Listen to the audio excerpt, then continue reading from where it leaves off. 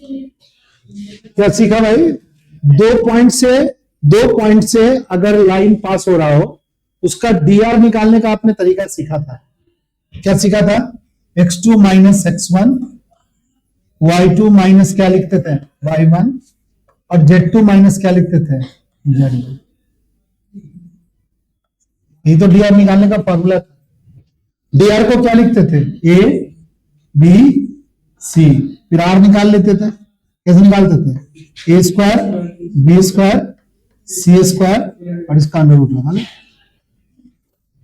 यहां भी r निकाल लिया।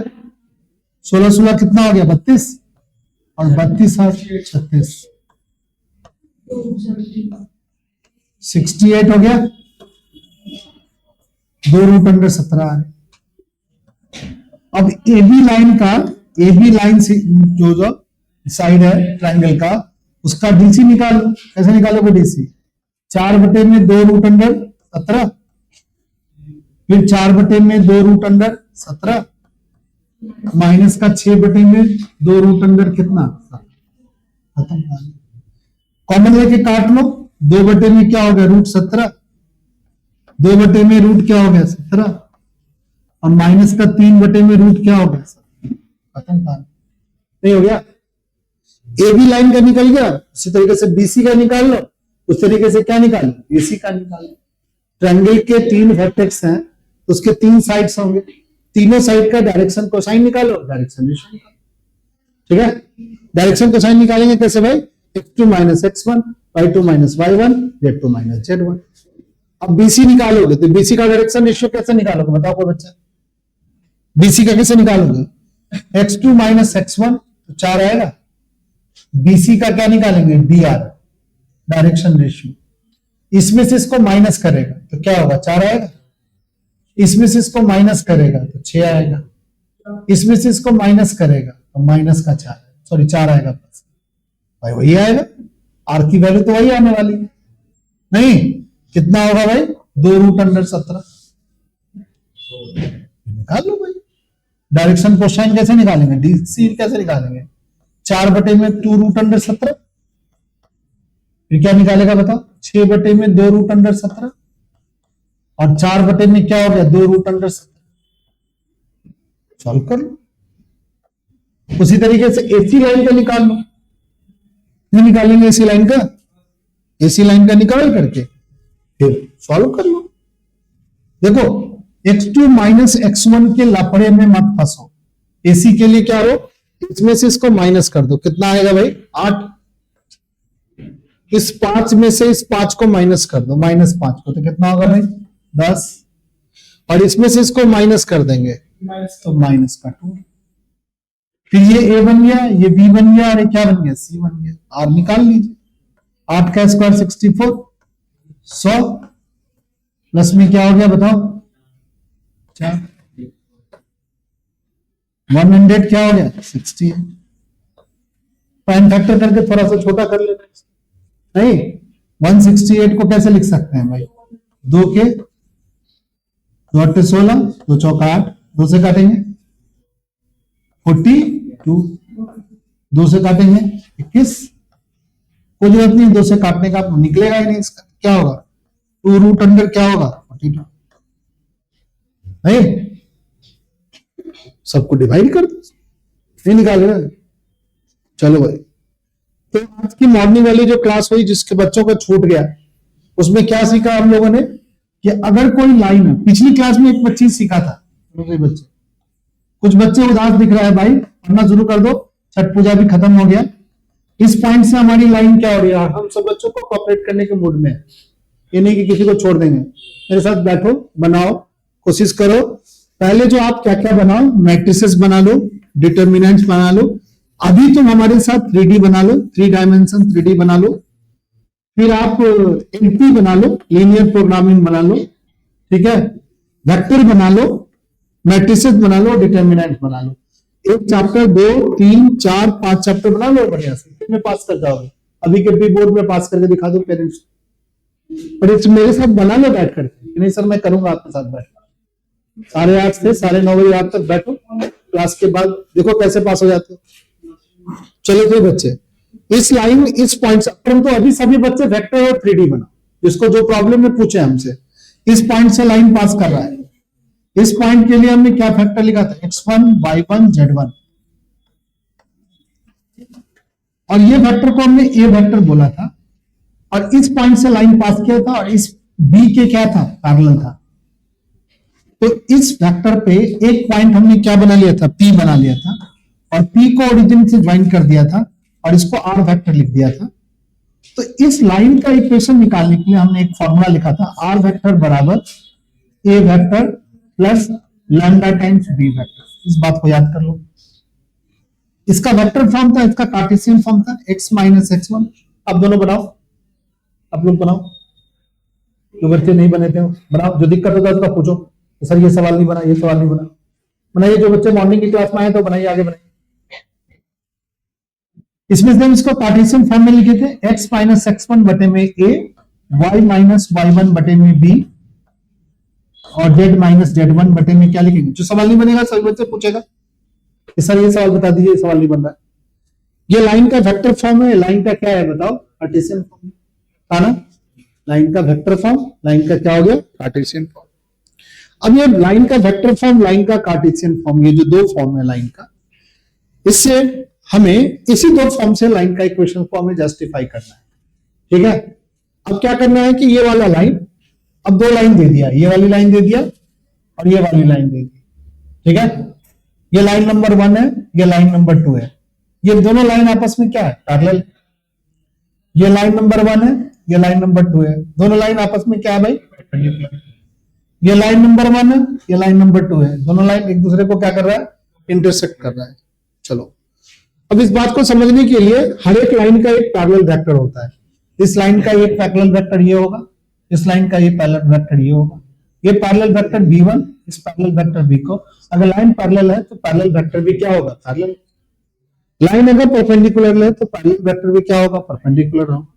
लाइन अगर इंटरसेक्टिंग है तो पैरेलल वेक्टर भी क्या है बताओ, इंटरसेक्टिंग है।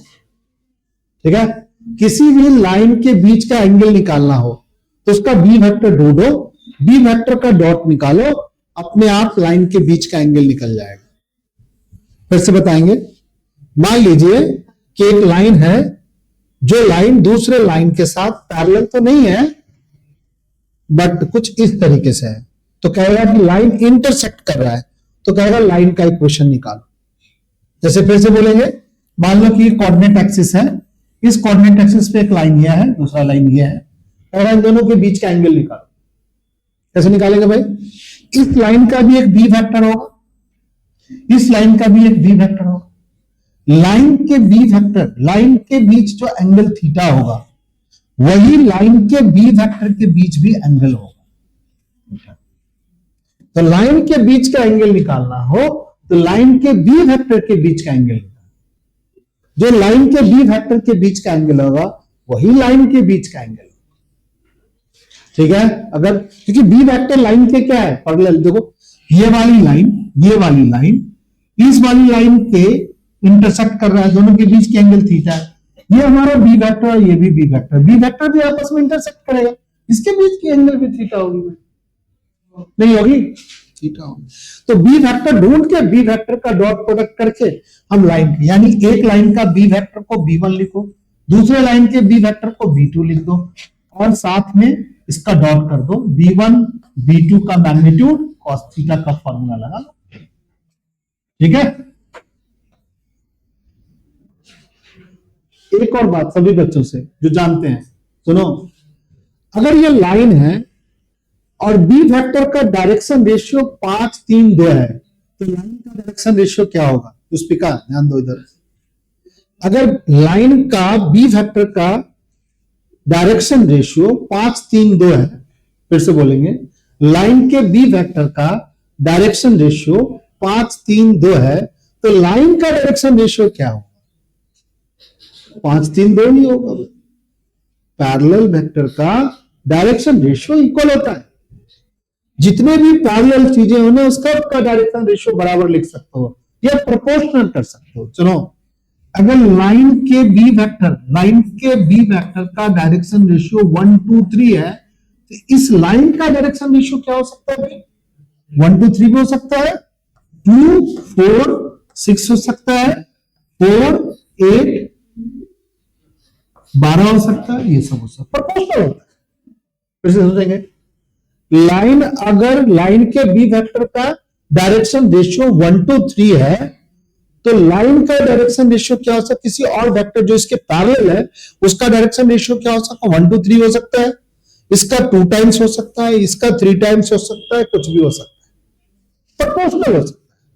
अगर तुमसे कोई पूछे तो कहना है कि अगर बी वेक्टर का रेशियो 1 to 3 है तो लाइन का रेशियो जो होगा डायरेक्शन रेशियो 1 to 3 का प्रोपोर्शनल हो सकता है।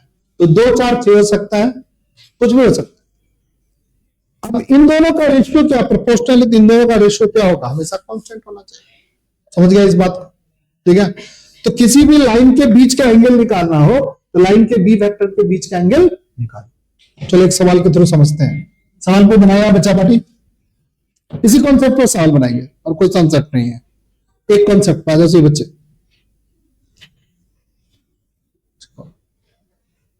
अब जैसे एक सवाल ले लेते, सवाल में पहले दूसरा ले लेते, ले लो दूसरा, बना लिया थे बच्चे दूसरा? कौन कौन बच्चा दूसरा सवाल बना लिया? हेलो हेलो बच्चा पार्टी, कौन कौन सवाल बना लिया? ये बना लिया, सेकंड सवाल बना लिया, पहला दूसरा तीसरा छोड़ दिया, चलो दूसरा बना लेते हैं। ठीक है, कहता है कि ये लाइन थ्रू इस पॉइंट से perpendicular to line through this and this point, तो सबका डीआर निकाल लो, सबका डीआर निकाल लो। किस लाइन का डीआर निकाल लो? इस पॉइंट को क्या मान लिया जाए बताओ? इस पॉइंट को ए मान लिया जाए, इस पॉइंट को क्या मान लिया जाए? पहली बार में सब क्वेश्चन बनाया कब? ए बी लाइन का डीआर निकालो, ए बी लाइन का डीआर निकालो। कैसे निकालेंगे भाई? x2 माइनस x1 कितना होगा भाई? माइनस का 2, y2 माइनस y1 माइनस का 5, और ये बराबर का, इसका सीडी मान लेते हैं, सीडी लाइन का डीआर निकालो, सीडी लाइन का डीआर निकालो, सीडी लाइन का डीआर निकालो। कैसे निकालेंगे? इसमें से इसको माइनस करेंगे, माइनस का 3, इसमें से इसको माइनस करेंगे 2, सॉरी माइनस का 2, इसमें से इसको माइनस करेंगे, माइनस का 4। अब डीआर है, अगर एबी लाइन सुनो परपेंडिकुलर ऑफ सीडी लाइन के, तो डीआर का प्रोडक्ट का सम 0 होना चाहिए, डीआर के प्रोडक्ट का सम 0 होना चाहिए। डीआर के इसका था a1, ये बोलेंगे b1, ये बोलेंगे c1, ये बोलेंगे a2, इसको बोलेंगे b2, इसको बोलेंगे c2। a1 को a2 से मल्टीप्लाई करोगे 6, हाँ बेटा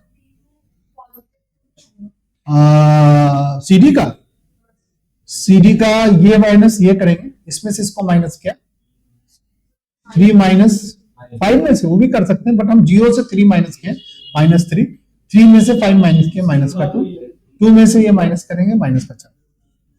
x2 माइनस x1 में आप फंसो मत, किसी में से किसी को माइनस करो, बट जब आप इसमें से इसको माइनस करो तो हर एक में इसमें से इसको माइनस करो। ठीक है, ऐसा नहीं कभी इसमें से इसको माइनस है, कभी इसमें से इसको माइनस, सब गड़बड़ होता है।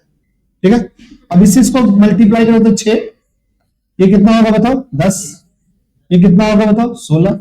प्रोडक्ट का सम क्या होगा भाई? 0। इसीलिए लाइंस क्या है? देखो x2 माइनस x1 के लफड़े में नहीं फंसना है। इसमें से अगर इसको माइनस कर रहे हैं तो इसमें से इसको माइनस करेंगे, इसमें से इसको माइनस करेंगे, क्योंकि मेरे टीचर ने बताया था कि ऐसे करने में कोई दिक्कत नहीं है, वैसे भी करो और ऐसे भी कर सकते। ठीक है, चलिए भाई, तो इस तरीके से प्रोडक्ट, तो क्या सीखा? दो लाइन अगर परपेंडिकुलर होगा, लाइन 1 परपेंडिकुलर होगा लाइन 2 का, तो लाइन 1 का D R a1 b1 c1, line 2 का डीआर a2 b2 c2। सुनो सही बच्चे, इस दोनों के प्रोडक्ट का सम a1 a2 b1 b2 b1 b2 और c1 c2 प्रोडक्ट का सम क्या होगा? 0 होगा। डायरेक्शन रेशियो अगर दिया हो L1 M1 N1 और L2 M2 और N2 दिया हुआ हो, तब भी L1 L2 के साथ प्रोडक्ट कर दो, M1 को M2 के साथ प्रोडक्ट कर दो और N1 को N2 के साथ प्रोडक्ट कर दो और 0 आ जाए तो हम बोलेंगे लाइन परपेंडिकुलर। ठीक है, डायरेक्शन कोसाइन के कॉरेस्पॉन्डिंग डायरेक्शन कोसाइन के प्रोडक्ट का सम 0 होगा, तब भी परपेंडिकुलर होगा। डायरेक्शन रेशियो के कोरस्पॉन्डिंग डायरेक्शन रेशियो के प्रोडक्ट के सम के बराबर अगर 0 आ जाए तब भी होगा। ठीक है, जैसे पहला सवाल था जो हमने छोड़ दिया, पहला सवाल में भी वही है, so that the three line are का डायरेक्शन कोसाइन ये है म्यूचुअल परपेंडिकुलर। चलो इस सवाल को भी देख लेते हैं, आसान सवाल सा है इसलिए हमने छोड़ दिया था।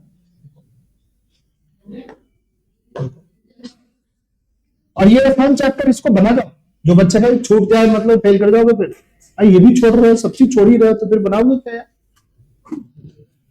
चलो भाई, ये देखो ये डायरेक्शन कोसाइन दिया हुआ है, तुम ध्यान से देखो ना, इसके स्क्वायर का सम 1 है। 144/169, 9 बटे में कितना हो गया बताओ 169, 16 बटे में 169, सबको जो लोग 169 बाई में 169 है। ये डायरेक्शन क्या है, कोसाइन है। ये मान लो कि कोई लाइन L1 का डायरेक्शन कोसाइन है, ये लाइन L2 का डायरेक्शन कोसाइन है, ये लाइन L3 का, और कहता है म्यूचुअली परपेंडिकुलर है, यानी लाइन 1 परपेंडिकुलर है किस पे भाई, लाइन 2 पे, लाइन 2 किस पे परपेंडिकुलर है, लाइन 3 पे, और लाइन 3 किस पे परपेंडिकुलर है, लाइन 1 पे। This is called mutual perpendicular, सब एक दूसरे पर परपेंडिकुलर। ठीक है, डायरेक्शन कोसाइन के प्रोडक्ट का सम, तो क्या करेगा बताओ, इस बाबा से इस बहन को मल्टीप्लाई कर दो, कितना होगा बताओ, इस बाबा से इस बाबा को मल्टीप्लाई, 12 चौका 48, 48 बटे में 169, इसको इससे मल्टीप्लाई कर देंगे, कितना क्या माइनस का 12 तिया 36 बटे में क्या 169, और इसको इससे मल्टीप्लाई करें, माइनस का 12 बटे में क्या हो गया 169, भाई 36 बटे में तो हो ही गया, नहीं 36 और 12 मिलकर कितना हो गया भाई 48, 48 माइनस में 48 48 बाई में 169 हो गया। इसी तरीके से करोगे सब 0 है, यानी L1 L2 plus M1 M2 plus N1 N2 सबका प्रोडक्ट का सम क्या है 0 है, लाइन साथ परपेंडिकुलर, कॉरस्पॉन्डिंग सबका कर लो। ठीक है, हो सकता है कमिंग वीक में मैं इसका टेस्ट भी लूं, वेक्टर का और इसका। चलो भाई, ये दो सवाल हमने काट के यहां लगा लिया, क्या कर रहा है भाई, so that the line passes through point this and this parallel to this. Parallel का क्या मतलब होगा, डीआर निकालो, निकालो तो बच्चे हमारे साथ डीआर, ये ए पॉइंट है और ये पॉइंट क्या हो गया बी पॉइंट है, ए बी का डीआर निकालो, ए बी लाइन का डीआर निकालो, कैसे निकालोगे, इसमें से इसको माइनस करेंगे 2, इसमें से इसको माइनस करेंगे 4, इसमें से माइनस करेंगे 4, और इसका इस पॉइंट का नाम मान लेते हैं सी और इसका नाम मानते हैं सी और डी, तो सी डी का डीआर निकालो, इसमें से इसको माइनस करेगा माइनस का 2, इसमें से इसको माइनस करेगा माइनस का 4, इसमें से इसको माइनस करेगा माइनस का 4। ध्यान से देखो, प्रोपोर्शनल है, नहीं है प्रोपोर्शनल, सबका रेशियो क्या है, 2 को किससे डिवाइड करोगे -2 से, 4 को किससे डिवाइड करोगे -4 से, और 4 को फिर से डिवाइड करोगे क्या -4, बराबर है कि नहीं बराबर, हाँ सर बराबर है, किसके बराबर है भाई -1 के बराबर है सर, प्रोपोर्शनल है भाई, प्रोपोर्शनल है तो क्या होगा लाइंस पैरेलल होगा, सही तो है।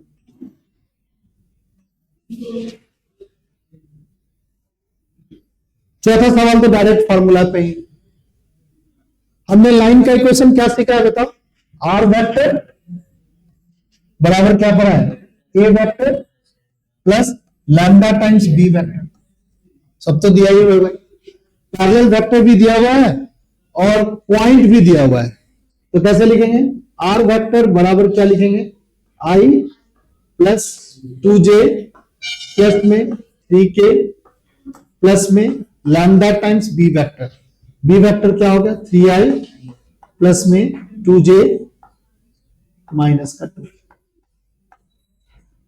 ठीक है,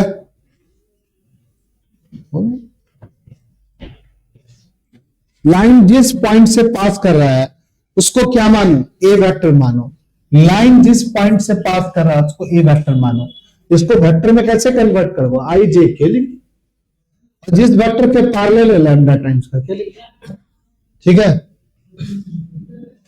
इसका कार्टेशियन फॉर्म कैसे लिखेगा भाई? x में से 1 माइनस करेगा, y में क्या लिखेगा 3, y में से 2 माइनस करेगा, y में 2, बोलो अगला, z माइनस 3 y में बराबर क्या लिखेगा बताओ?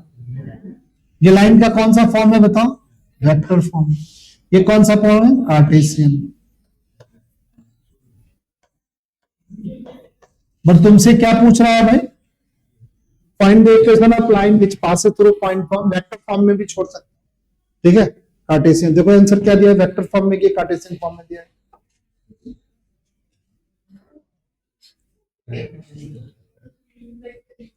वेक्टर फॉर्म यानी लाइन का वेक्टर फॉर्म ही छोड़ देना है। जब तक आपको कार्टेशियन फॉर्म में ना बोले तब तक आप नहीं बोलिएगा। चलिए भाई, एक सवाल लिख लो यार, क्या इसमें पूछो ना सवाल।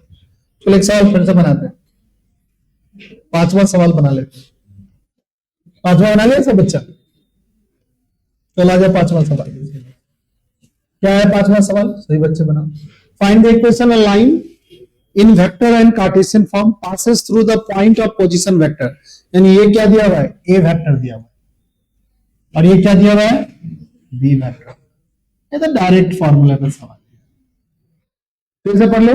Find the equation of line in vector and cartesian form that passes through the point which position vector 2i minus j plus का क्या हो गया 4k and in the direction of this, यानी वो p वेक्टर है, parallel vector है। Line का फॉर्म, वेक्टर फॉर्म कैसे लिखेंगे? r वेक्टर प्लस में a कैसे लिखेंगे? 2i minus j plus 4k। Lambda times क्या लिखेगा? i प्लस 2j माइनस, ये वेक्टर फॉर्म हो गया। इसका कार्टेशियन फॉर्म लिखो।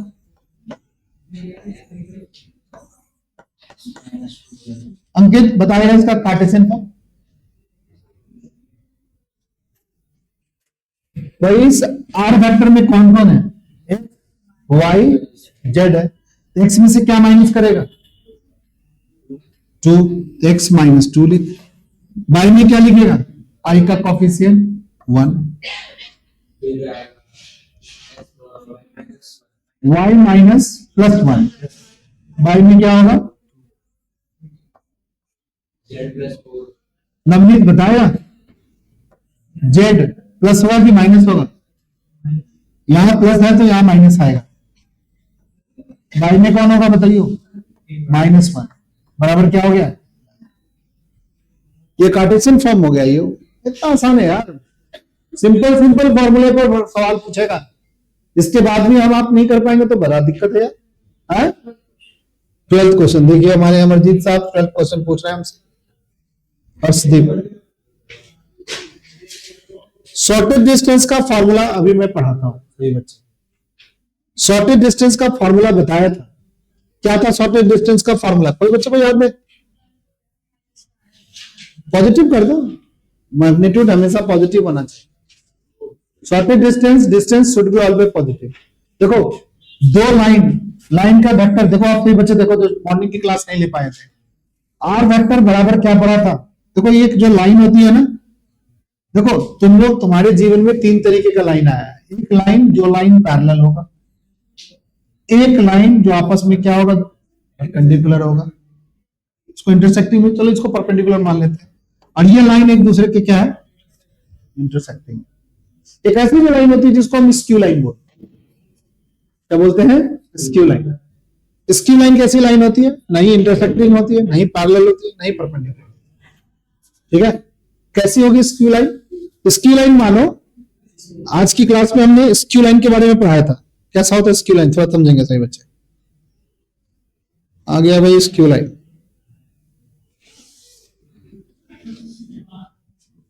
स्क्यू लाइन अभी निकालता हूं, एक डायग्राम था जो स्क्यू लाइन को बता रहा था।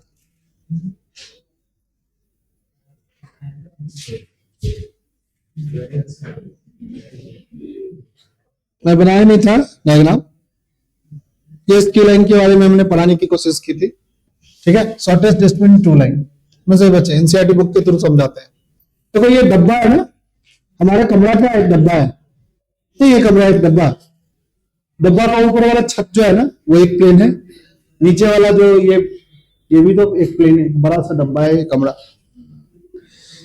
केवल जो लाइन है ना डी ई लाइन जो है ना, वो छत के डायगोनल को मिलाने वाला लाइन नहीं है। देखो ध्यान से 3D के लाइन को देखो, ये जो टॉप सरफेस है GFED, ये जो बॉक्स है, इस बॉक्स के टॉप सरफेस से ऐसे कोई डायगोनल गया हुआ है। बताओ, मान लो कि ये वाले डायगोनल से उस वाले डायगोनल को मिला दिए, छत वाले उस वाले डायगोनल, तो फिर क्या गया, उधर वाले डायगोनल से इस वाले बॉटम वाले डायगोनल को मिला दिया।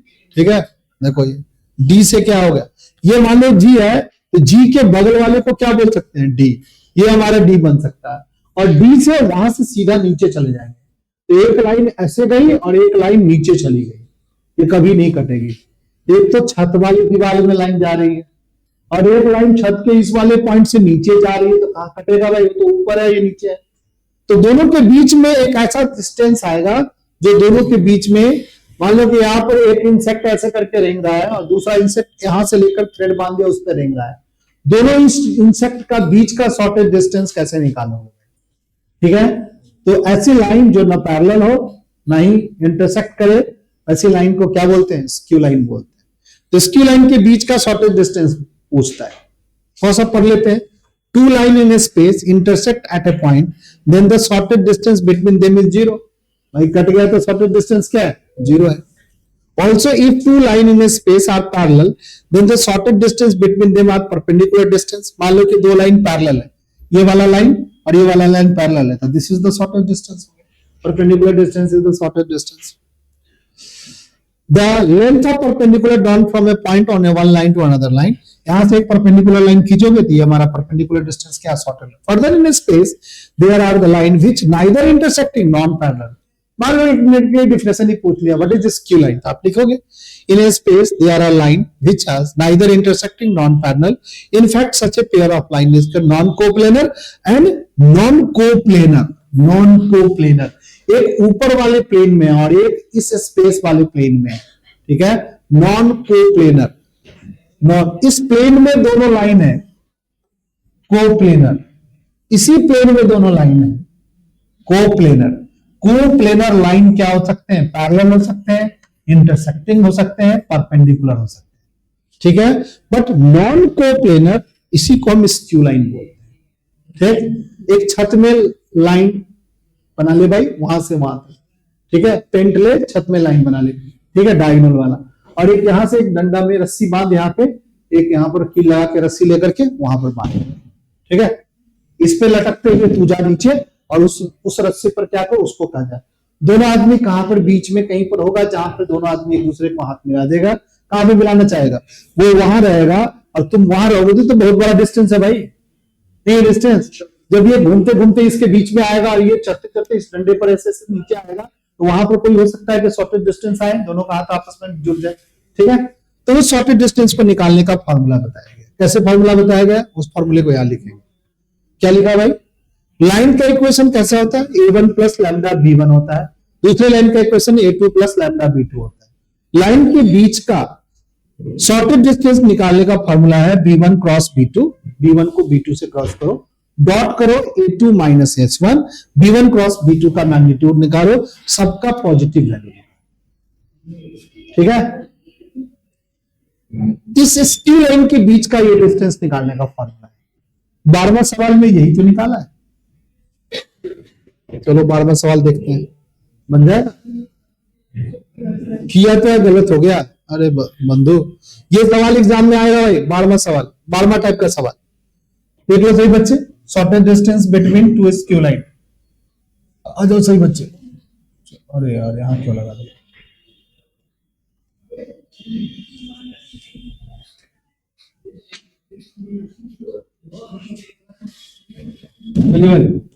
एक सवाल 12वां ले लेते हैं।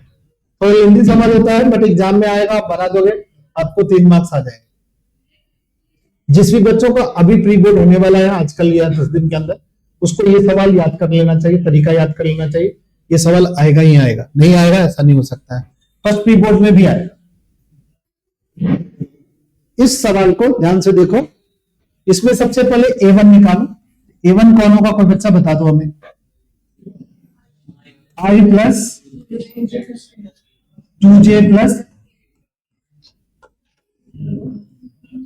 b1 बता दे कोई बच्चा।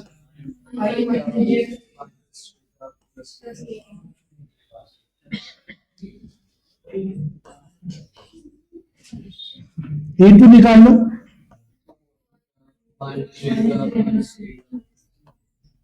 और b2 निकालो।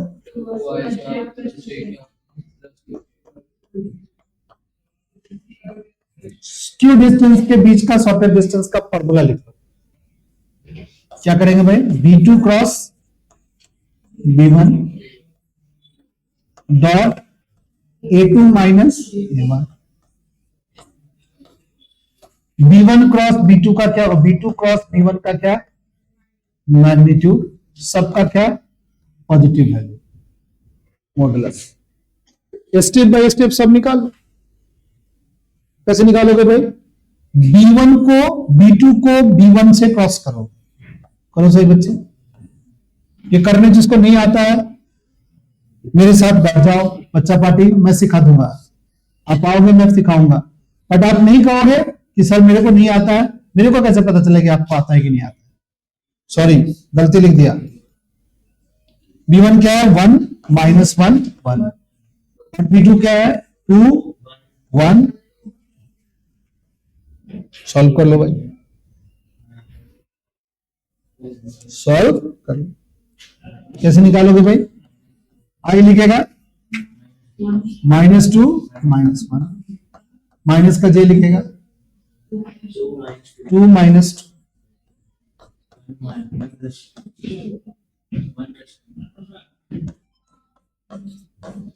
क्या हो गया भाई, -3i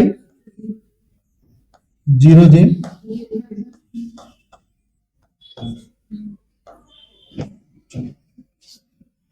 अब क्या निकालना है भाई, a2 minus a1, a2 minus a1 निकाल।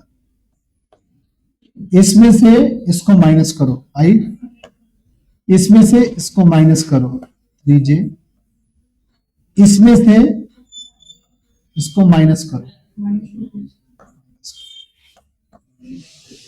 इसमें से इसको माइनस करो आई, इसमें से इसको माइनस करो 3। b2 क्रॉस b1, ठीक है, इसका डॉट करो a2 माइनस क्या, a1 से करो डॉट। i से डॉट होगा -3, इससे इसको डॉट करोगे 0, इससे इसको डॉट करोगे -6 -6।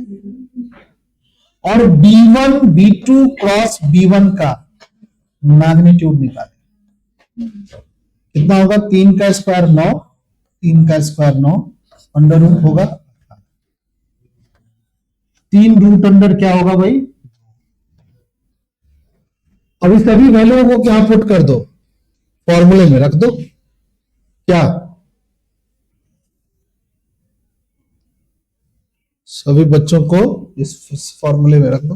डी का फॉर्मूला क्या पड़ा भाई, डी बराबर उस दोनों का मैग्नीट्यूड, उसका 9 है माइनस का 9, और 3 रूट अंडर क्या लिखा है 2, जिसका मॉडुलस पॉजिटिव वैल्यू।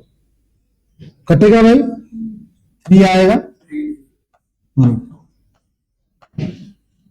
रेशनलाइज कर दो, 3√3/2, 3√2/2 नहीं है क्या, क्या दिक्कत। ये 3 नंबर में आएगा 3 मार्क्स में। जिसको अगर 3 मार्क्स लेना है तो प्लीज ये क्वेश्चन को प्रैक्टिस करके अपने दिमाग में डालो, वो वाला फॉर्मूला होना चाहिए यार।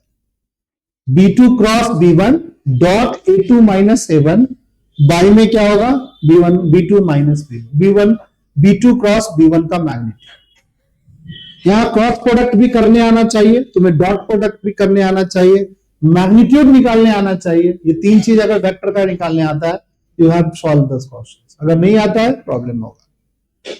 कर लो, 3 मार्क्स आ जाएंगे एग्जाम, और आएगा ही आएगा, नहीं आने का कोई प्रश्न नहीं, कहीं ना कहीं आएगा ही।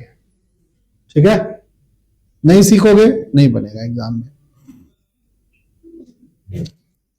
अगर तुम ध्यान से इस सवाल को देखोगे, इसका बी फैक्टर प्रोपोर्शनल नहीं है। देखो इसका बी फैक्टर को ध्यान से देखो, ये हमारा इसका बी फैक्टर है ना, ये हमारा बी फैक्टर, ये हमारा बी फैक्टर है ना, ये बी फैक्टर, देखो ये बी फैक्टर है, बी फैक्टर है। और बी टू वैक्टर कौन है बताओ कोई बच्चा, ये हमारा बी टू वैक्टर है ना, ये बी टू वैक्टर, ये हमारा बी टू वैक्टर। तो वो क्या ये बी वैक्टर और बी टू वैक्टर क्या आपस में प्रोपोर्शनल है इसके डीआर? बी वैक्टर जो पहला बी वन वैक्टर है उसका डीआर क्या है, 1 - 1 1 है, और इस वैक्टर का क्या है, 2 1 2 है। भाई प्रोपोर्शनल नहीं है, तो ये दोनों लाइन पैरेलल नहीं है क्योंकि इसका बी वेक्टर पैरेलल नहीं है। फिर से बोलेंगे, क्या बोला मैं, ये दोनों लाइन का बी वेक्टर ढूंढा, बी वेक्टर ढूंढा तो क्या हो गया, i - j + k आ गया। इसका बी वेक्टर क्या हो गया, 2i + j + k। देखोगे इसके i j k के कोएफिशिएंट पैरेलल नहीं है, प्रोपोर्शनल नहीं है। प्रोपोर्शनल नहीं है तो ये वेक्टर पैरेलल नहीं है, यानी ये लाइन पैरेलल नहीं है। लाइन पैरेलल नहीं है तो स्क्यू लाइन हो। लाइन पैरेलल नहीं है तो तुम कहोगे लाइन परपेंडिकुलर कहीं हो सकते हैं सर, चेक कर लो। इसका प्रोडक्ट कितना होगा बताओ, 2। इसका प्रोडक्ट कितना होगा, 2। इसका प्रोडक्ट क्या होगा, -1। इसका प्रोडक्ट क्या होगा, 2। क्या ये 0 आ रहा है, नहीं सर 0 भी नहीं आ रहा है। पैरेलल भी नहीं है, परपेंडिकुलर भी नहीं है, तो क्या है ये, अरे परपेंडिकुलर नहीं है तो यानी इंटरसेक्ट नहीं है, या परपेंडिकुलर को इंटरसेक्ट भी बोल सकते हैं, ठीक है ना। एंगल 90 हो जाएगा तो क्या होगा, परपेंडिकुलर होगा, नहीं तो इंटरसेक्टिंग होगा, उसमें क्या इंटरसेक्ट तो हो रहा है। पैरेलल नहीं है, परपेंडिकुलर नहीं है, सो स्क्यू होगा, इंटरसेक्टिंग होगा। ये बात मत मानो अभी इस सवाल के लिए, इंटरसेक्टिंग में हो सकता है, ठीक है ना, बट इंटरसेक्टिंग ये लाइन नहीं है, इसके बीच का cos थीटा वैल्यू निकालोगे ना तो नहीं आएगा, लाइन कट ही नहीं रहा हो। तुम कहोगे सर हम कैसे माने, आप बताओ ये लाइन स्क्यू लाइन कैसे है, तो इन दोनों बी वेक्टर का डॉट निकालते हैं, कितना आएगा डॉट भाई, इस b1 को b2 के साथ क्या हो गया बताओ। चलो अभी हम इस बात को ही पढ़ाने थे, ज्यादा क्यों इसमें सीधा सीधा ये लाइन क्या है, पैरेलल नहीं है, लाइन क्या है, परपेंडिकुलर नहीं है, तो ये लाइन क्या है बताओ, स्क्यू लाइन है, ठीक है। अब स्क्यू लाइन है तो स्क्यू लाइन के बीच का शॉर्टेस्ट डिस्टेंस ऐसे निकलेगा, ठीक है।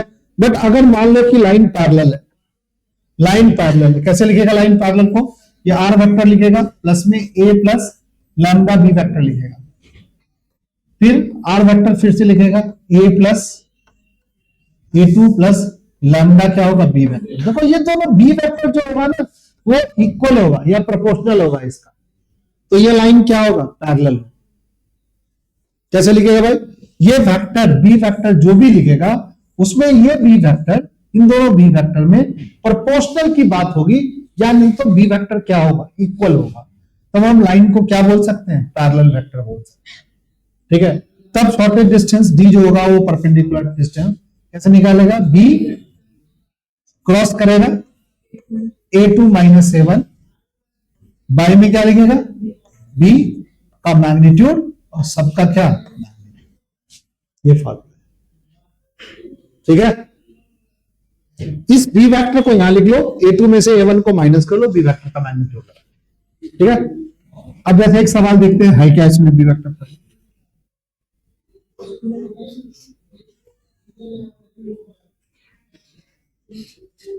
पंद्रह तो मैं बताया था, नहीं दिया हुआ है, एक्सरसाइज में नहीं दिया हुआ है। चलो सवाल देख लेते हैं, यहाँ पे एग्जाम्पल में दे दिया है शायद एक सवाल, देखो ये बात, ये वाला एग्जाम्पल है, ठीक है। तो ये ध्यान से देखो, इस सवाल को ध्यान देकर देखोगे तो बी वेक्टर क्या है बताओ, इक्वल दिख रहा है, नहीं दिख रहा है बी वेक्टर, लैम्डा का मल्टीपल 2i + 3j + 6k है, और म्यू का भी मल्टीपल 2i + 3j + क्या है 6k। ये हमारा बी वेक्टर क्या है, इक्वल है। जब ये बी वेक्टर इक्वल है तो ये दोनों लाइन क्या है, पैरेलल है। कौन सा फॉर्मूला लगेगा, डिस्टेंस फॉर्मूला, शॉर्टेस्ट डिस्टेंस का ये वाला फॉर्मूला है। बी वेक्टर को यहां लिखेगा, a2 में से a1 माइनस करेगा। a2 कौन दिख रहा है बताओ? ये हमारा a2 दिख रहा है, ये हमारा क्या है? a1 दिख रहा है। तो a2 में से a1 माइनस कर लो। a2 में से क्या माइनस कर लो? a1 माइनस कर लो। ऐसे करेगा a2 में से a माइनस, इसमें से इसको माइनस करेगा 2i लिखेगा, इसमें से इसको माइनस करेगा प्लस का j लिखेगा, इसमें से इसको माइनस का k लिखेगा। a2 minus a1। और b के साथ क्या करना है? b वेक्टर जो कितना दिया हुआ है बताओ? 2i प्लस में 3j प्लस में 6k, इसके साथ क्या करना है बताओ? डॉट करना है। इसके साथ क्या करना है? क्रॉस करना है। कर लेगा क्रॉस? करके दिखाओ जी बच्चे, इसको क्रॉस करेगा। b1 को b को क्रॉस करेगा a2 माइनस किससे? a1 से। करो क्रॉस सभी बच्चे। क्या लिखेगा i? क्या लिखेगा j? क्या लिखेगा k? b का कॉफिशिएंट क्या है? 2 3 6। इसका कॉफिशिएंट क्या है? 2 1 माइनस 1। करो क्रॉस। i लिखेगा -3 -6, माइनस का j लिखेगा -2, प्लस का k लिखेगा, प्लस का k लिखेगा 2 माइनस का, चलो भाई, माइनस का 9i लिखेगा, प्लस का 14j। ये माइनस माइनस प्लस हो गया, माइनस का क्या हो गया? 4। चलो भाई, अब ये वाला फॉर्मूला याद कर लेते हैं। b वेक्टर क्या होगा भाई? b cos a2 minus a1 का मैग्नीट्यूड बाय में b के मैग्नीट्यूड का पॉजिटिव है। ऊपर ही मैग्नीट्यूड लिख सकते हैं। अब इसका मैग्नीट्यूड करेंगे तो क्या है? 9 का स्क्वायर क्या होगा? 81। 14 का इसका स्क्वायर करेंगे, b1 क्रॉस b2 का मैग्नीट्यूड निकालेंगे ना। 14 का स्क्वायर 196, 4 का स्क्वायर 16। b के मैग्नीट्यूड का मैग्नीट्यूड करना है, अंडर रूट लगाएगा ना मैग्नीट्यूड, इसका भी मैग्नीट्यूड निकालेगा। b का मैग्नीट्यूड कितना होगा भाई? 4 9 36, अंडर रूट लगाएगा इसमें, कितना होगा भाई? 7। ऊपर में कितना होगा? 81, 8 6 6 12 1 13, 9 1 10 8, कितना होगा? 293 होगा। 6 6 12 1 13, पहले आ गया 1, 9 1 10 8, 18 1 19, 2 1 3, ठीक है। 293 बाई में √3, ये हमारा क्या होगा सर? हाँ 1 मिनट, अच्छा बात, जस्ट 293 बटे में 7। हाँ पूछो।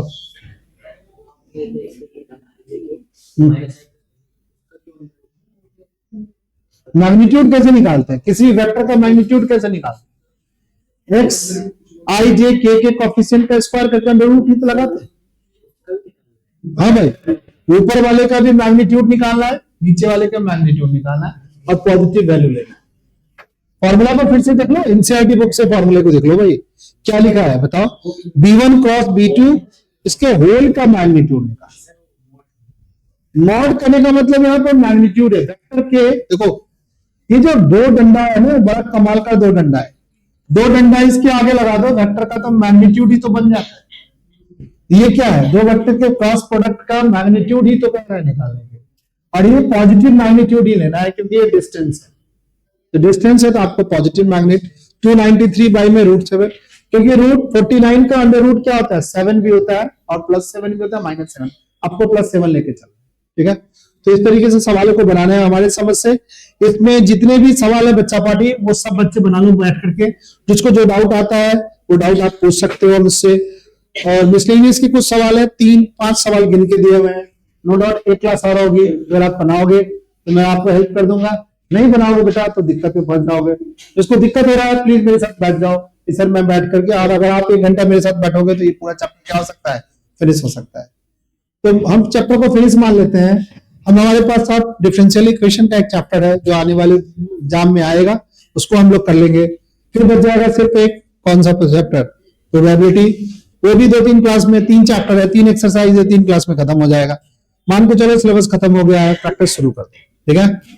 प्रैक्टिस में जो बच्चे का मैथ वीक है वो वीक में मैट्रिसेस बनाओ, डिटर्मिनेंट्स बनाओ, इनवर्स ट्रिग्नोमेट्री बनाओ, पहला चैप्टर से 3 चैप्टर करो इससे, ठीक है। दूसरा चैप्टर से वेक्टर बनाओ, 3D बनाओ, एलपी बनाओ, और मेरे साथ जो मैं चैप्टर बना रहा हूं 3 चैप्टर, 2 चैप्टर, 3 चैप्टर उधर, 3 चैप्टर, 6 चैप्टर बनाओगे, 40 नंबर का आएगा, अब पास कर लोगे, प्री बोर्ड में पास कर लोगे कम से कम। फिर मैं कुछ इंपॉर्टेंट क्वेश्चंस बताएंगे जो आपको, परंतु ये 6 चैप्टर आपको ठीक से बनाना पड़ेगा, ये नहीं कि इसमें भी इंपॉर्टेंट बना के जाएंगे, इंपॉर्टेंट बना के जाओगे तो फेल कर जाओगे, ठीक है। छोटे छोटे क्वेश्चंस को भी बनाओ। टेस्ट लूंगा मैं, अभी मैं टेस्ट में 2 चैप्टर डालूंगा, वेक्टर और 3D। सही बच्चे पढ़ लो, ठीक। अब कब होगा? कमिंग वीक में होगा वो टेस्ट। संडे कल मैं सोचा था कुछ पढ़ाऊं, बट कल मैं कहीं जा पा रहा हूं, इसलिए दिक्कत हो रहा है। नेक्स्ट क्लास में पढ़ होगा क्लास।